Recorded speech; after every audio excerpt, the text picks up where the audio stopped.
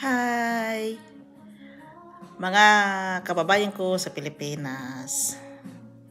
Si Genevieve Tabili Norman, kahit kailan hindi siya nagbabago. Ipinagmalaki ko ang pagka-Pilipina ko sa bansang Banyaga. Wala sila sa atin dahil yung pagka-Pilipino natin, it's about God. It's pagmamahal.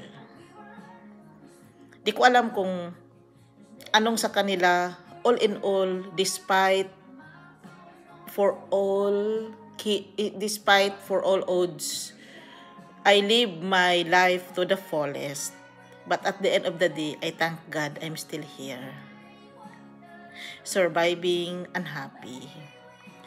Sa COVID kasi yun, kaya hindi kayo nakapasok sa bansa ko. And then there is problem in here. Hindi ko kasi alam na nagka-problema pa pala sila.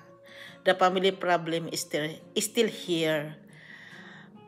I will be clear to you na hindi talaga ako makasarili. You are welcome to my country, Sweden, and you are welcome to me. But it's sad to see na nagka-problema sila dito sa bansang ito. Nadamay ako, guys. I'm so sorry. Kasi nadamay ako. Hindi ibig sabihin I don't like being a Filipina. Ito nga ako nagtagalog-tagalog sa inyo dahil ito naman kasi yung natin language all over Philippines. Thank you, guys. Ako pa rin to. Yung anak nila ni Mr. and Mrs. Dominador Tabili, si Diday, taga Espina Extension, Surigao City, Philippines. Bye!